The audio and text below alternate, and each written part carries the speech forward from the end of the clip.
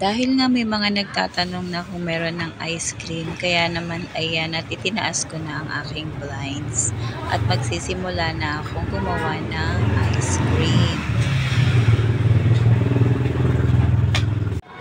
Ganito ko siya iniiwanan sa gabi, pinapatungan ko siya ng mga karton at binabalutan ko pa rin siya ng plastic kasi pag biglang umulan, at least may panangga kasi hindi pa ako safe dito sa pag-ulan dahil may mga anggi-anggi pa na nanggagaling sa itaas.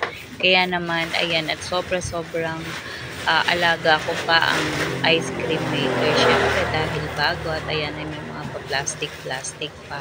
Uy, sa bago lang yan, pero hindi. Dahil nga kasi may mga anggi-anggi dyan, bawal mabasa itong ice cream maker. Kaya naman lahat ng plastic na halos na pwede kong ilagay, ay inilalagay ko na para safe at least ako pagka kahit wala ako dito, at least kampante na hindi mababasa ang ice cream maker. At bago nga ang lahat, kailangan mo nang i-plug ang AVR kasi hinuhugot ko yan sa gabi para safe, diba? At kasunod na nga din ang paglalagay ko ng mineral water sa pitchel para ipanglinis ko ulit doon sa ibabaw ng aking ice cream maker. At syempre, kailangan muna nating i-switch on ng power para mag-start ng ating ice cream maker at makapag-start na tayo ng pagwawash nito. Nalinis ko naman na siya kagabi, so ngayon ay kailangan na lang nating banlawan. Kaya naman mineral water ang inilalagay kong tubig para if in case na may maiwan, pag i-drain na natin yan, safe pa rin gagamitin kasi ilalagay na rin natin kaagad ang ice cream.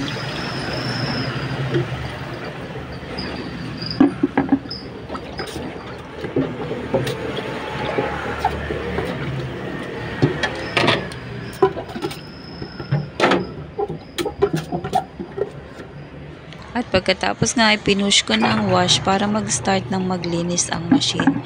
For 2 minutes ko yung hinintay pero minsan nakakalimutan ko din. Ayan nga, natapos na ang 2 minutes kaya nilagay ko na siya sa stop.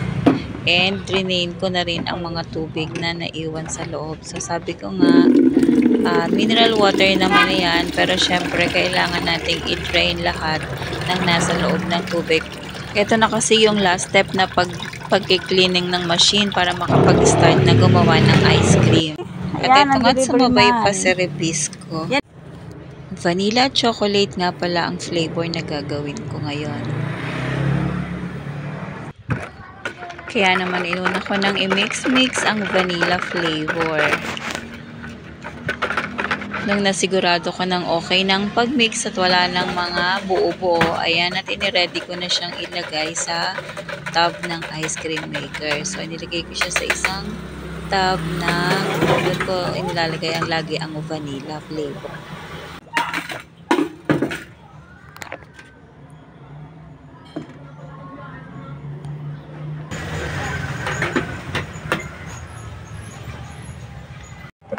Tapos ay ito namang chocolate ang aking i-mix. At nung nasigurado ko na nga wala ng mga buo-buo, ay inilagay ko na rin siya uli sa tub katulad ng ginawa ko sa vanilla kanina. At talaga nga namang sinisimot ko siya kasi sayang, ice cream pa rin yan. Ganda, nagbabubbles pa. Pagkatapos nga, ini-start ko na rin siyang magwas. Then after, I freeze and then start ng ice cream. So, ito yung ice cream na nagawa ko pa before. Like this, o ube flavor naman. And vanilla din. Yung chocolate, hindi ko na picturean.